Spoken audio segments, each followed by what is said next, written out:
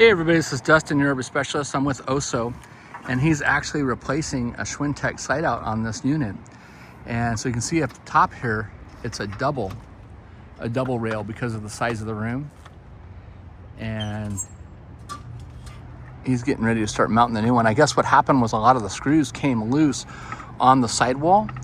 And when it came loose, it caused the rail and the supporting to move, which damaged the bottom of it, which damaged the rails, which damaged the gears, which broke the shoe in it.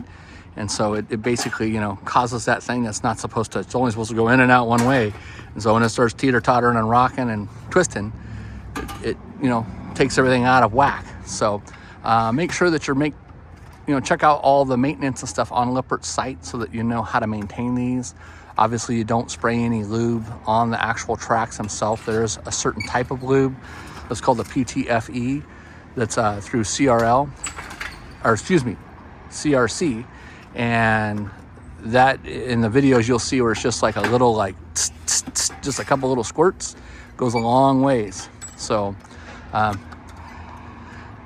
we'll come back to him as he's getting this all put together and put on more, but he's replacing this, and hopefully that'll take care of the customer. You can see how long this slide out is. That's why, again, it has a double rack at the top. And so he's actually got it braced with a block and a jack underneath the bottom of it to support the weight while he's taking those out one side at a time. So did you already do both sides, or is this the first side? This is the first, but I'm gonna do front and back, yeah. Okay. All right, well, stay tuned for more. And if you have any Swintec problems, give us a holler. We typically don't see too many of them go bad on motorhomes. They do go bad, but it's like again, from things I can say, I'm not really going to say like totally lack of maintenance, because most consumers won't know what to look for. That's why it's good to take it into a shop periodically. Make sure that you guys are retiming these, doing the cycle counts and stuff where the box does that.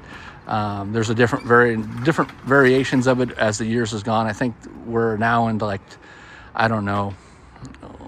7th or 8th revision of these since they originally came out. So they have been getting better and better, but there has been some in the past that had issues. There's also some that had some bulletins or recalls and stuff on them as well. So check with your companies to make sure that they don't fall underneath that. But they usually send you a letter on that if you have those. So it's not just something that's just, hey, mine might have it, or else they would get, 100,000 phone calls and go, yeah, the one person had one. But anyways, like I said, typically we don't see them go bad too much on motorhomes. Sometimes if you're driving a motorhome too aggressively, or let's say the suspension's not the greatest, or like this room is massive. So, if this thing is moving going down the road and this is a shoebox doing this, it can cause damage to them, which, obviously caused the screws and stuff to pull loose, which caused it to get damaged. So make sure you're keeping up on your sealants, make sure you're keeping up on the screws, or if they have rivets in them, check those as well. And then typically, when we're looking at the travel trailers and the fifth wheels that have them, those go bad super regularly. I mean, I'm not going to say we throw pickup trucks at a time away, but we kind of do.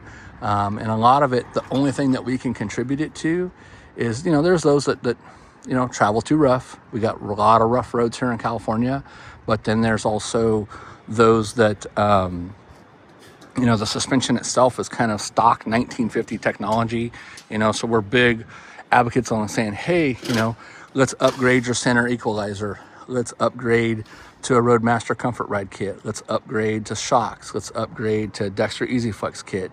Let's put, make sure the tire size is the right size. Make sure you're running the right tire pressure. Do you have the right WD? Do you have the right hitch in your pickup truck? Do you have the right pin box in your pickup truck? All those things, stop this thing from shaking and moving. So anyways, if you haven't joined any of our Facebook groups, feel free to check them out. I think we have around 30 of them. The groups are pretty much for all the major lines, brands, Grand Design, Brinkley, Keystone, Monaco, Forest River, Fleetwood, Thor. I mean, you name it, we've got them. We also have our main business page. Make sure you check out the photo albums, because we have tons of photo albums. Like, give you an example, our Grand Design group has got over 30,000, I think 300 now members. And I think I have 328 with my last thing on it, with 328 photo albums of things that are in here in the shop, or then, accessories and all that kind of stuff. So again, coming back to this before I go, if you see sealant like this, that's all bled out, and you can see where there was a screw hole here and a double screw hole here and a double screw hole here, and you see all this putty, and you see these screw heads that are, backing out. There's another one backed out. There's another one up at the top backed out, and I'm sure somebody's probably tightened those up. But as that putty is bleeding out, and you can see the wear up there as well, as that putty tape is bleeding out, that's the tattletale that this thing is walking.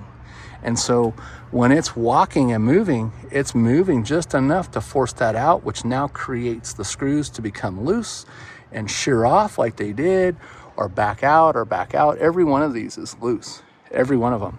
So, make sure, even down here, you can see how bad all these screws are backing out.